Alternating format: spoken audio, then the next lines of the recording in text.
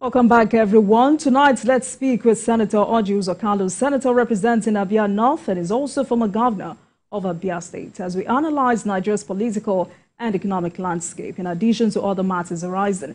Your Excellency, good evening to you. Thank you very much for coming on Politics Tonight. It's good to see you again.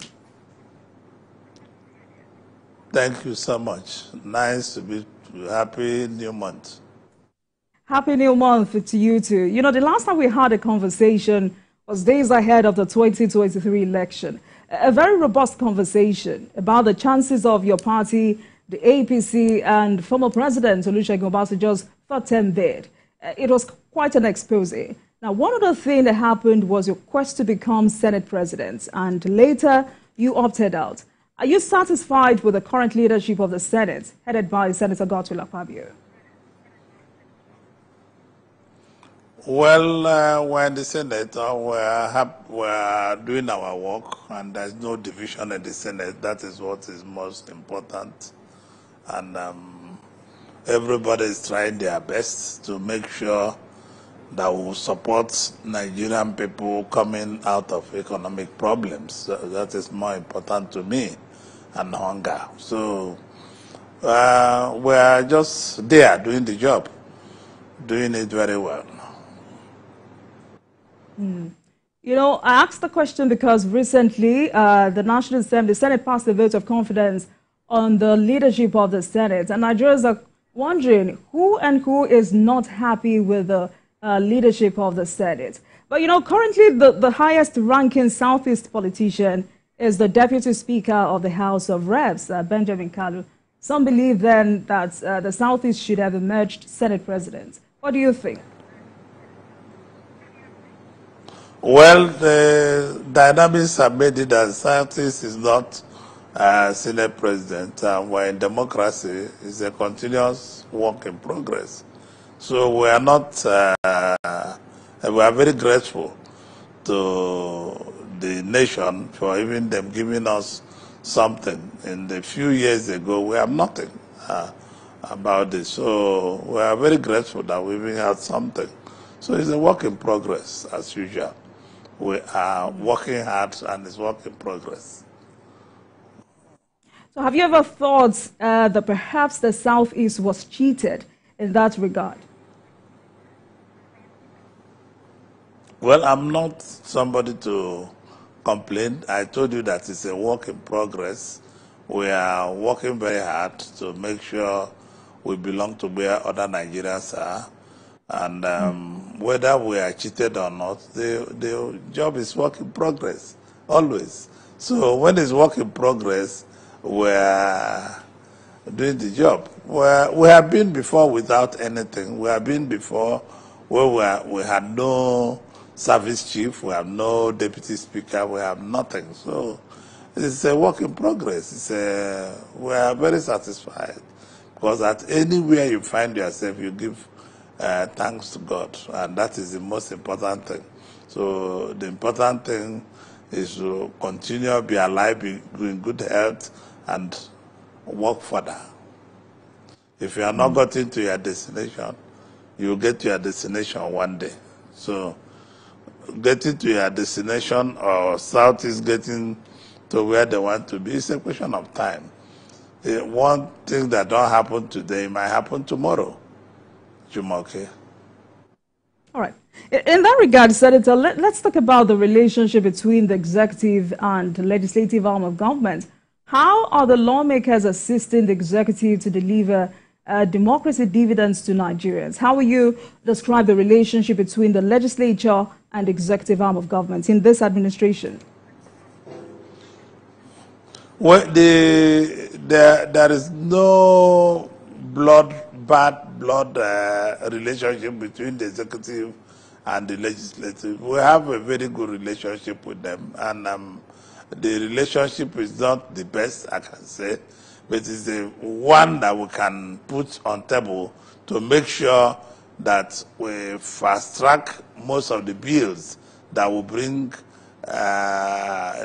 lifting Nigerian people out of hunger or lifting them out of poverty. We are committed to doing those kind of bills. We are committed to making sure that we do not see as people who are quarreling with the executive. So this is why anything we can do through the Senate President and the leadership of the Senate, anything we can do, we try to do anything possible to make sure that the bills get back to the executive. So the Senate is one Senate, and we are not divided at all. We are one Senate under the leadership of Godswill Akpabio.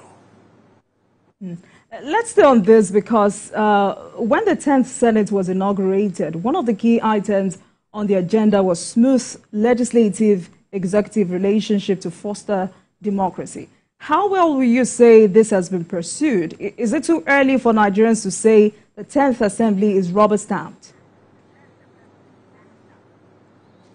Well, it's too early because it's just 18 months. Let us make few more months on top of it and see how it goes. But we have a good relationship where we are doing our best because of the economic problems.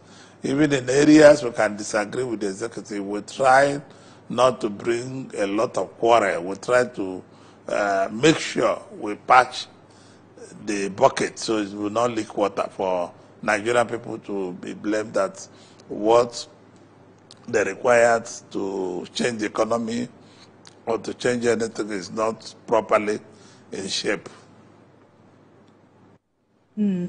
Because part of the legislative agenda of the 10th Senate is also engagement with citizens and oversight duties. How will you describe the way the Senate has gone about this? Well, some senators go for oversight, and I'm sure many committees are out doing their oversights and seeing what they want to say and getting back the reports, working within their committees, and not without friction with the executive. So don't have frictions, and the way they are going about it, they are doing their best to make sure that what is required by law, by the Senate, and by the people that they do it. Senator, I wanted you to also speak to engagement with citizens. How will you describe the way the Senate has gone about this?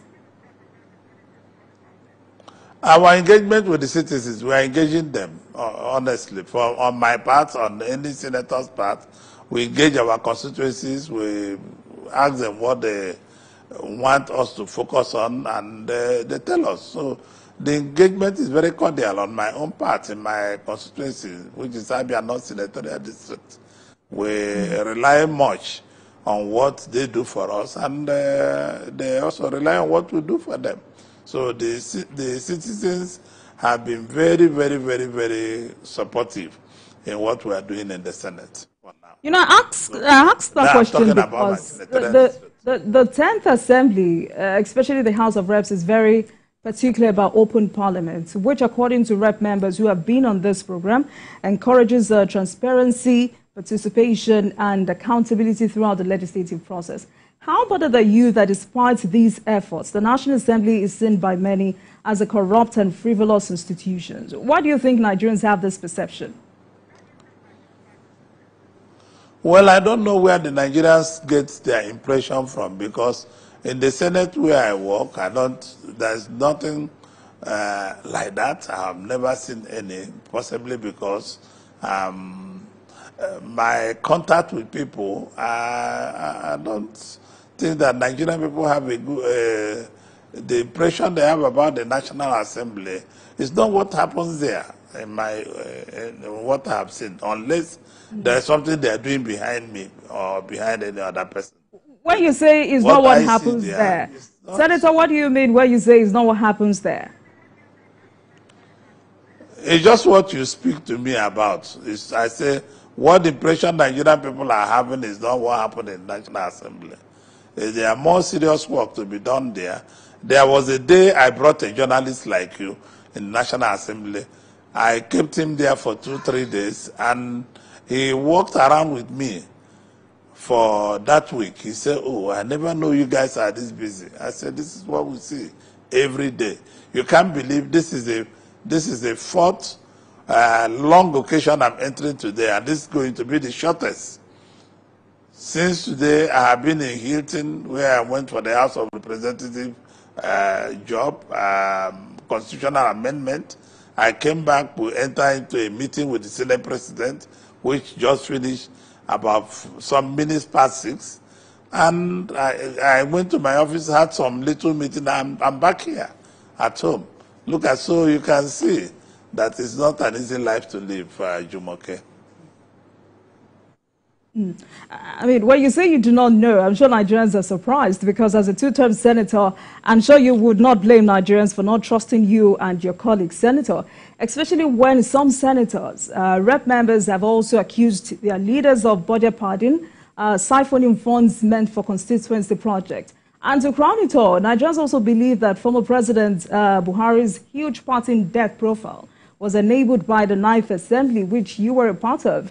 And agreeably, these issues have contributed to this trust deficit. So how is the current leadership changing this perception? No, I'm not going to answer that question, because that question looked more rude to start calling a president that is in his village now. If we want to discuss current issue, we can discuss it. I've told your colleagues I can never discuss Buhari. It's not on my nature. God has given every leader or leaders their own time, what they can do with leadership. God has created a role every leader will play when he's on the saddle of events. God has given leaders their own wisdom to be able to lead. So I don't like people continue discussing past leaders, present leaders. Let's discuss what is in front of us as a country, and we can discuss that.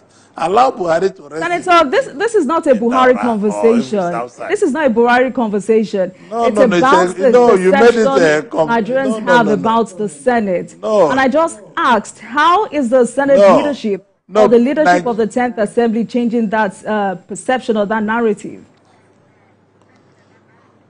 Well, there is nothing you have told you before. I said there's one Senate and we're working as a one Senate. And we have no problem whatsoever. I thought there's no narrative, because you see, there was no, Buhari didn't even give anybody money in the Senate. There's nothing like that. There is nothing like that. If they gave, I'm not aware. But what I want to tell you is that it is not always good as a country. Every time we continue blaming past leaders and blaming present leaders, let us work together and see how we can come out of economic problems. I'm saddened because I'm an employer of labor. I want to see how the situation we are in that will come out of it. That every day we are blaming Peter, we are blaming Paul, we are blaming... one day we'll blame you, Jumoke. One day we'll call your name and blame you. So that is what I'm going to do. And that is what Nigerian people will do soon. So let us focus on what will benefit this country. And every time we are trying to pull our people in the price of leadership down or do this or do that, I think it's not the best of all we can do. All right, Senator, just to be clear, it wasn't a Buhari conversation. It was for you to just help us with how the Senate leadership is changing the kind of narrative Nigerians have about the Senate. But let's look at other matters. The cost of running government in Nigeria. It's up to Nigerian people to have what? Yes. Has been on the increase over the years, to the extent that stakeholders are worried about the problem and are seeking ways to address these anomaly, posing fundamental threats to the nation's development. You look at the implementation of the Orji report. This was something Mr. President considered. Mr. President slashed the number of his entourage and foreign and domestic travels. He merged some MDAs as part of the recommendation of the Orji report. For you, what more can government do to bring about more structural, effective and enduring response to this fiscal recklessness in government? I didn't hear you well, but if I might say what you had, you are asking me about Orji report, isn't it? Orji report and the cost of running governments in Nigeria. Honestly, you are a supporter in that line. I have, even personally, in private moments, mentioned it to the president, we need to reduce expenditure in running our government. We need to reduce the parastatals. We need to reduce the number of appointees. We need to reduce the number of everything that we do, even cars, even the dresses we wear, we should reduce it. But what I disagree with people is to tell president to stop traveling. Presidents have to be on the move to be able to get new investments. I support the president because the president is the face of the country. He has to, is the chief marketing officer of the country. That is why he has a lot of aides. He has a lot of people working. He has a lot of ministers, a lot of advisors. So as a chief marketing officer, the president has to be on the move. First, looking for business. Secondly, looking for the marketing of the country and selling the country in the right direction for foreign direct investment. So I agree that the Orasanya report should be implemented. But you look at enforcing monetization policy of government as part of cutting the cost of governance. Many say, if indeed we're serious about this, government should discontinue provision of houses and vehicles to officers whose allowances are already monetized. Is this something we should consider as a country? No, I don't work in the department where they monetize vehicles. Where we work in the Senate, I mean, is how we work is the vehicles we have is owned by the committees. So it's given to the chairman of the committees. So I don't know what other department does. So I believe that the cost of running government in Nigeria is very high. Not only by this administration, by all the administration since since democracy started. But Senator, is it even realistic? Say it again, please. Is it realistic? It is not realistic. That is what I told you, that it is not realistic to continue running government with high costs, because a lot of money that could have used to implement into other issues, we're losing those lines to be able to use it to further build on education or hospitals and all the rest of them on roads. For me, I believe that we should start being realistic as leaders and followers of the country. The followers and the leaders should be very realistic, because some of the followers and the leaders are not realistic. But, you know, Senator, people in government, you know, continue to say or encourage Nigerians to bear with government. But Nigerians are asking the president to address this insensitive lifestyles and attitudes of Nigeria's elected and appointed officials. Nigerians are saying people in government must sacrifice as much as ordinary Nigerians are also sacrificing. Some say even more. But I'm happy you're here tonight because you've alleged that members of the executives use 4 to 5 cars, but there is no spotlight on them. And I also remember that the House of Reps announced to Nigerians that they would donate 50% but of their you should also remember that, you should also remember, you should remember a few months ago, President Tinubu asked the ministers to start using 3 cars. And most of them are complying. And most of them are even using 2. The other day, I saw one of the ministers, I don't want to call, I saw one of the ministers. He came to the committee which I was in, and when he was going, I saw him leaving with 2 cars. I mean, it makes a lot of impression on that. So one was carrying him, the other was carrying his aides. So, I mean, I think these things will come into us gradually, the way we are doing, the way we are coming, because our people still think that government is where you have to show off who you are, what you are. But government should be a sacrifice that will leave our private domains, private businesses to come and join government. It's to help to direct how things should be done. not where we necessarily should show up. But a lot of Nigerians use the symbol of government as a show off. Some people elected and appointed, they don't even know that the sacrifice they should be making is for the people of our country. And the people should benefit from their ideas, not from the show or high level of burial, high level of parties or high level of things they do. No, that is not it. It's a sacrifice to be able to work for betterment of our country. But how is the Senate also addressing this high cost of governance in the chamber? Because, I mean, like I was saying before you interrupted, the House of Reps announced... Well, you always say the Senate, the Senate, the Senate. The Senate, for God's sake, is not the executive. Our duty is to make law and give them the law to implement. No, because everybody is just saying the Senate, the House of Reps, the House of... We are legislators, for God's sake, Jumoke. We are legislators. Our duty is to make the law. If I'm giving you, if you are getting your budget, I will approve the budget you should do. We approve your taxation. We approve your this and that. Is left for you for implementation. It's no longer in our board. We are not going to force the executive to do what they're supposed to do as executive. Our duty is just like me going to write a judgment for a judge that sits in a court. It's not possible. So a judge in the court cannot come into the chambers to write a bill to an act for us as a legislators. It's not possible. So our duty is to make laws for the executive. We make laws for them and we give it to them to go and implement and oversight them, whether they are doing what we pass in the budget. That is our job.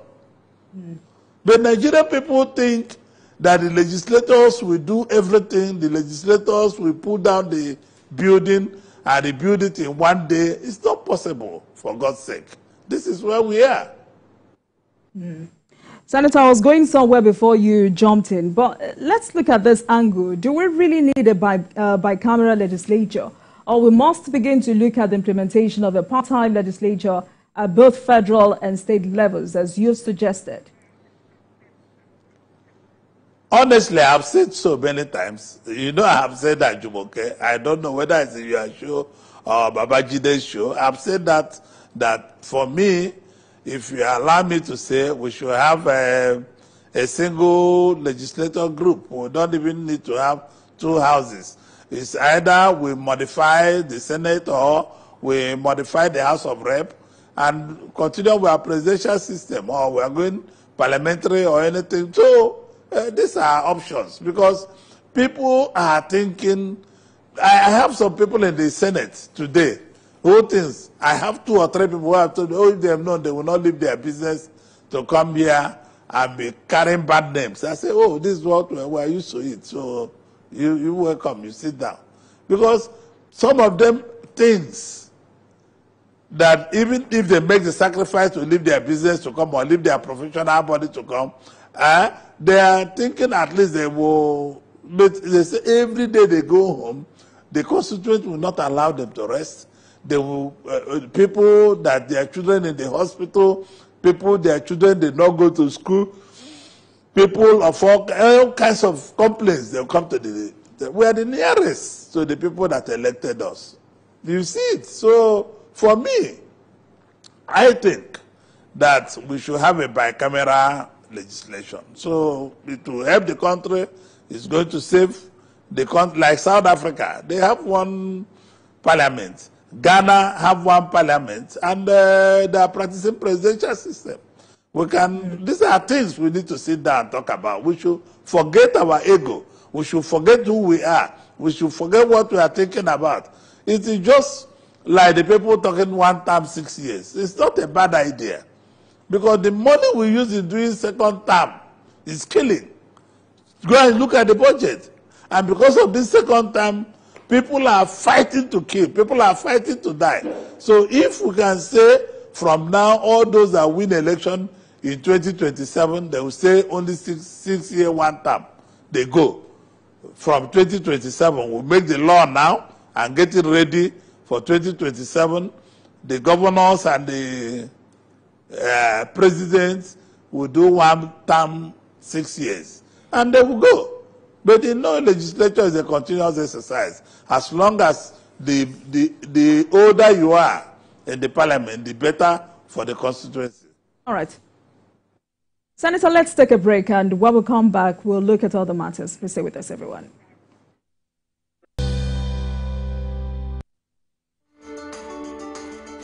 There is always more to a story than the screaming headline. The part of a story that is not told casts a shadow. It's like the part of an object that is not reached by light. On TVC News, I'm able to explore the many angles there are to a story, talking to stakeholders, asking the difficult questions, and digging for facts. I believe the viewers are able to make a better decision if they're well informed and understand not just a part, but the complete story. TVC News, first with breaking news.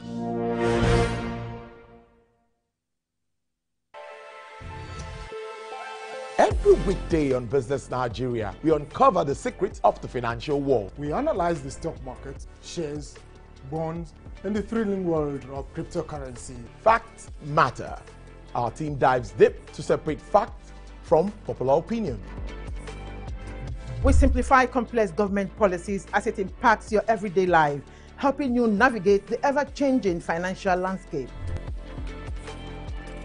Watch Business Nigeria every weekday at 2 p.m. only on TVC News, first with breaking news.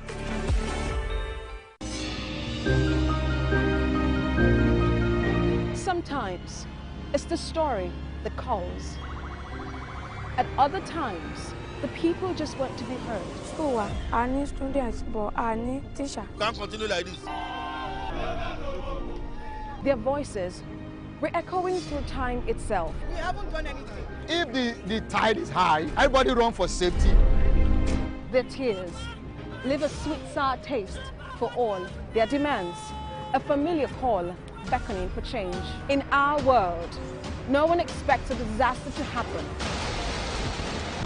But when it does, we'll be there to x-ray all sides, from the east to the west, north and south. Community Forum will examine the oddities and challenges to economic development, as well as issues yearning for government intervention. Watch fresh episodes of Community Forum on Sundays by 9:30 p.m. only on TVC News. Experience information and entertainment like never before as TVC Breakfast takes your weekends to a whole new level.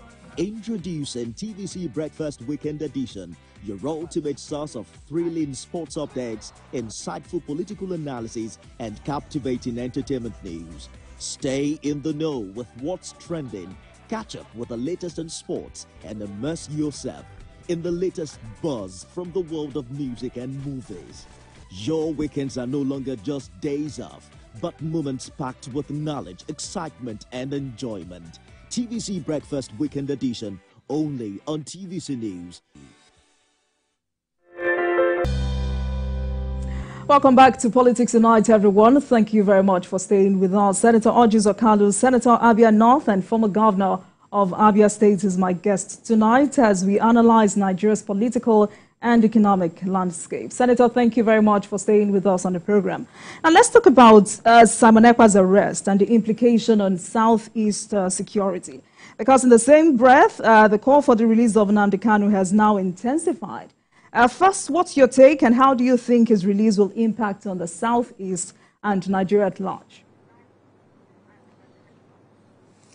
Well, I don't like to talk about Mazen Nnamdi Kanu because we are doing a very behind diplomatic channels, but because the matter is before a court of record, I don't like to discuss it because I know the value of a court. I know the value of when matter is in court. Remember, the last time he was left for some few years ago, I did that diplomatic outing and reached out to a man called Lawan Daura, who was DGSSS. I reached out to the president, Buhari then, and the court granted him bail, and I'm sure that we are talking on back end to see what can be done. But since it's before the court of record, I might not like to discuss what is before the court. So, but I know we are hopeful that something will be done. And the security of Southeast, I'm sure the young people who are causing these security problems will have a rethink, because we don't need to be shooting ourselves to have prosperity. If we are looking for prosperity, we must reassess and ask our people, ourselves, another questions about what we are going to be doing. Honestly, the governors should up their games. The 5 governors, they should come together, work out a plan, work out a clear plan that will give our people respite and relief. And I would like to advise the military, the security agencies, they should escalate checkpoints. There are too many checkpoints in the Southeast. It's annoying. I went from Enugu to my village in Ibere to over 60 checkpoints in less than 1 hour, 40 minutes journey. And it is not to the best of our interests. And everywhere you go, and the worst part of it, there this type, if you are in a bus, the bus will come, they ask the bus people to come down and move with leg and cross. So these are things I'm going to be tabling to some security chiefs in the days to come. The security chiefs should, this is why they should work with more intelligence than gun. Guns don't solve problems. Mind you, I was governor there before. Before I became governor, there was a huge security problem before I came in. And I cleared the security problems. And after clearing the one in Abia, I also went further to clear the one in Newi and Onitsha. I helped them to clear it. So they invited me, I helped them set up the system and clear the place. So, and our governors as a regional power, they have not even been interested or calling us to say, how do you contribute? How do you, in terms of talking? They are political leaders. Absolutely, because Senator, I was coming there. I was coming there because some Nigerians have said insecurity in the Southeast intensified because Southeast governors and leaders like yourself have remained silent for so long. No, I'm a legislator. I'm not a political, I'm not a leader. All the Southeast governors there now, they are political leaders. Honestly, you know, I cannot, because the Governor Oti is in a Labour Party, I will not say he's not the political leader of Abia State. And I cannot say because Governor Peter Mba is in PDP, and I will not say the political leader of Enugu State. They are political leaders. They are leaders of the state. Once you are no longer the governor, the present governor is the leader of the state. So they should consult. They should find back in and back out. This doesn't hurt, because there might be things we know they will not know. There might be things they know we don't know. 2 heads are better than 1. So, and you cannot do this insurgence, these things happening there. You can't do it without intelligence. It's intelligence that I use in concrete. When I came to be governor, you cannot enter Aba in those days.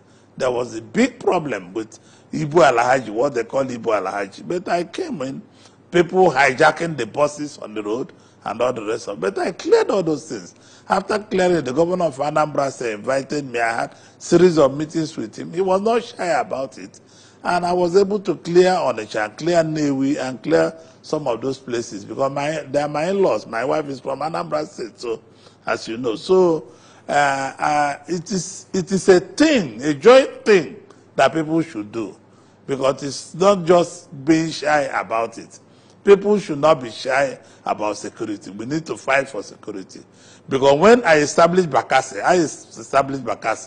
in Abia, I didn't establish it to settle for boyfriend or girlfriend or husband and wife, or settle people who are buying land. No.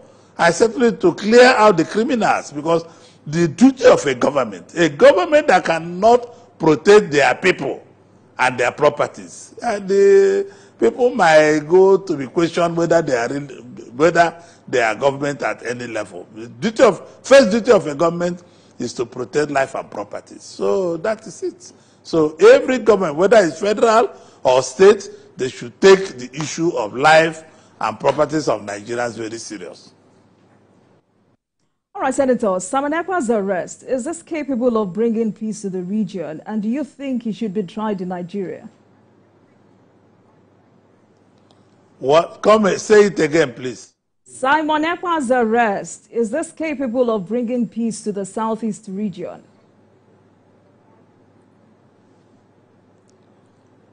Say it again. It's from your wire. Senator, Simon Ekpa's arrest, is this capable of bringing peace to the southeast region? Do you think he should be tried in Nigeria? That's the question, sir.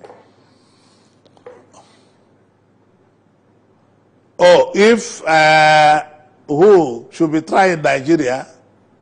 Yes, Simon Ekpa. Oh, Simon Ekpa. Oh, well, he could be tried anywhere, depending on who is trying him or what they are trying him for. If I didn't arrest him, you didn't arrest him, Nigerian authorities didn't arrest him, whoever they arrested him should try him. They know why they arrested him. And if he's here, and if he's arrested in Nigeria, he'll be tried in Nigeria. Since he's arrested... Senator, you don't know why he was arrested? He'll be tried in Finland. I don't know. No, it's only the people that arrested him there know why they arrested him there. I'm not saying it in a sarcastic manner. No, I'm just saying it's only them that there knows why they arrested him, and they will try him there. That is the truth. All right. I want us to talk about the appointment of Bianca Ojukwu and what it means for the southeast region. What is wrong with it? What do you want to talk about it? How impressed are you? Well, the president had made an appointment. I don't question the president when he makes his appointment. It's his choice, and it's nobody can question any leader. Senator, it's not a matter of questioning the president's authority. What does this appointment mean for the southeast region? Well, I think it's the president's choice, because, you know, it's a good appointment. The lady knows her job. In terms of giving her job, the lady will do the job. And I feel the president did well by bringing back the woman on the good track for people to see. It means a lot for people of Anambra State and people of Igbo land. Senator, you do not sound convinced or impressed about that appointment. Are you doubting her capability and capacity? No. She's a very hardworking woman. She did a lot when she was ambassador in Spain. And I think the president are putting her in a very good ministry. No, I'm not questioning. She's a very nice woman, very forthright and very hardworking woman. But it's just that I cannot dabble into appointment made by President and Commander-in-Chief of Nigeria. So the decision is the president. Anything about cabinet is the president's choice. It's not the choice of Orji Kalu or choice of you speaking from there. So it's appointment made by the president, so we should support it. All right, let's talk about other matters. What more do you think the president needs to do towards revamping the economy? Well, I think the president is trying on what he's doing, and the president cannot revamp the economy in 1 year, 1 year and 15 months. It's not going to be possible. And I know we have a problem. We have a real problem. And what the president is doing and what he's supposed to do. But my advice always, whether it's in secret or in public, is that when we implement what the IMF and the World Banks are telling us, will also go middle course and look for Nigerian economists to also apply our own common street sense that will be able to save our people from being hungry. Our people should also apply, because the far tigers, when I mean the far tigers, means the Asian tigers, they were prepared by IMF, but also they also apply local sense in what they are doing. So I've always said the president should also find a local sense to make sure, yeah, they're on it, they are doing it, but we should also put some Nigerian jara to make sure that our people are not hungry.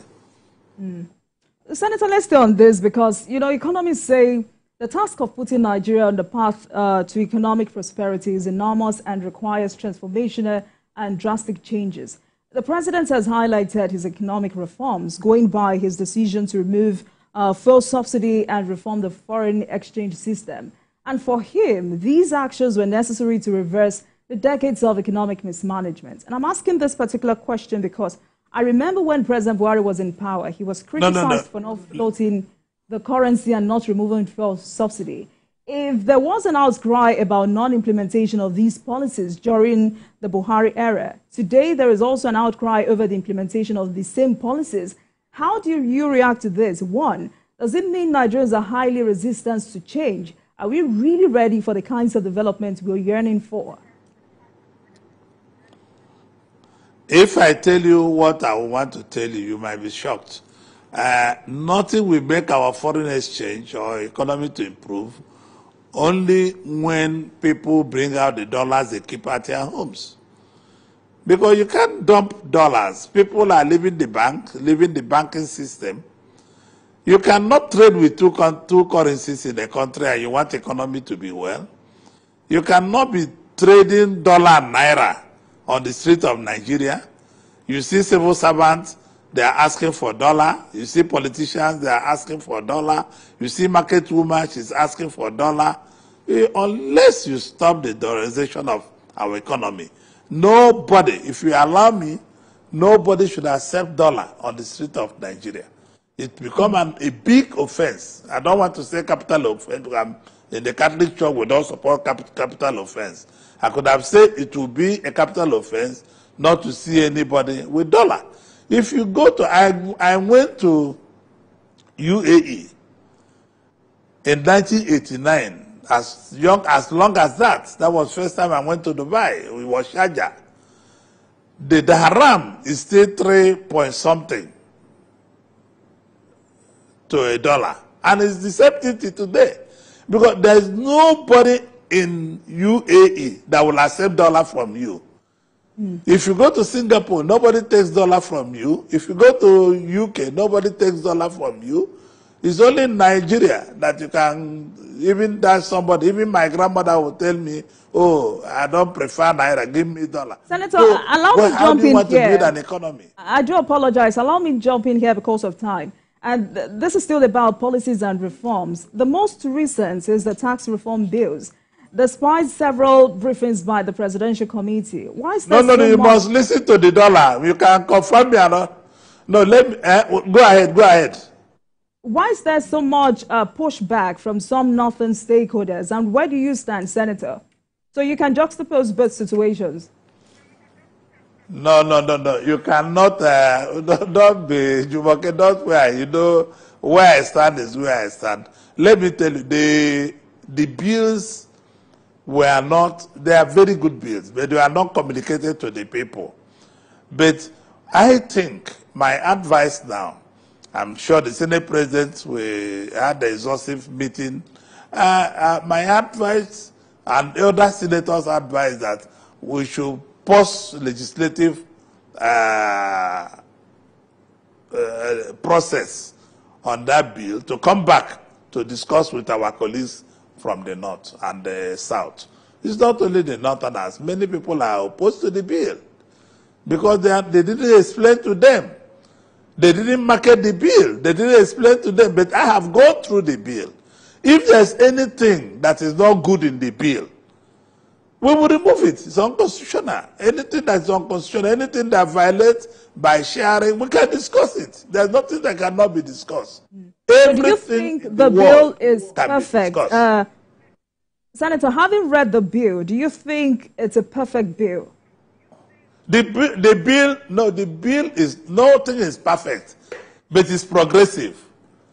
It's a nice bill, but it's a bill that if somebody say you are taking more percentage out of him, we can sit down and negotiate about the percentages, which is causing trouble. But the bill should not die because the bill is a progressive bill. And, you know, listen, Jumoke, you know, people like me are people who speak our mind, but they did not explain this bill. They did not listen to those opposed to this bill very well. But this bill, if you don't go back and study the bill very well, there's nothing that is perfect in life. In everything you do, there is bad, good, and ugly. So there are things that are not very palatable to people opposing the bill, and they know why they're opposing it. They are not idiots. They just don't want to be. Let's not put Nigeria into problem. Let's not just put President Tinubu's presidency into problem. As a legislator, as a people making the law, we are already in process of making the law. So you advocating for National Assembly? What so are you advocating for wider consultations, Senator? I'm advocating that we should put the bill in a legislative pause, and consult more. President will invite the stakeholders. National Assembly will go out and speak to the stakeholders. I saw what was happening in another TV station this evening, and it's impressive. That is, I saw Dogora, I saw Professor Yedide, one of the best professors that made this bill. I mean, let me be honest with you. What people have not been able to explain to people, you don't just tell people, we will do this, and you put shit into their mouth. We need to explain to Nigerians what you mean. Like I told somebody, people tell, oh, Tinubu just want to buy over Nigeria and put it in his pocket like he did the tax in Lagos. No, this tax is for Nigerians. Let us go back and see how we can do it. Because those who are complaining have a reason. Those who are not complaining also have a reason. So let those who are complaining and those who are not complaining, let us sit down and be able to smoothen the rough edges and move forward. This is democracy. Democracy is not what you just come and drop anything. Everybody will agree with you. I don't blame anybody who disagree. Because if I don't understand what you are selling to me, I will not listen to you. But the bill is very progressive, Jumoke. All right, Senator, it's a fine place to leave the conversation tonight. Thank you so much for coming on Politics Tonight. I've been speaking with Senator Orji Uzor Kalu. You didn't allow me to discuss my dollar issue. All right. I think we have 30 seconds for that. Please wrap up.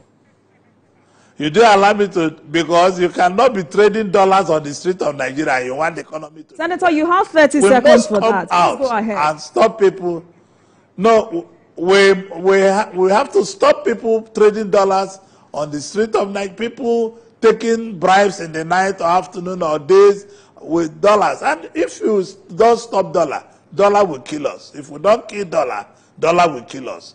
Because we just have to come out as a nation and make sure that people trade with our naira, people do transaction with our naira, and people stick to it.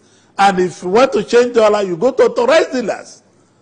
You don't come and be giving somebody dash with dollar. No, we have to stop all these things.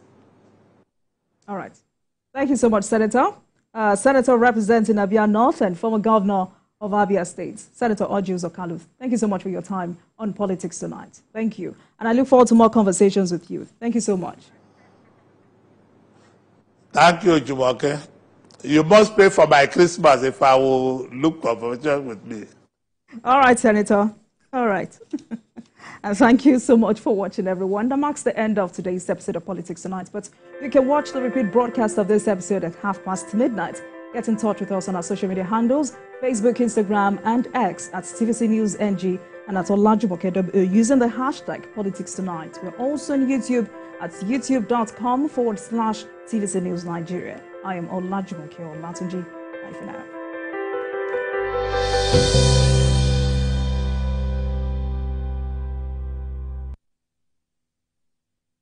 The following is a paid presentation by ShopX TV. At ShopX TV, our customers are the heart of everything we do. As a special thank you for your continued support, we are offering our customers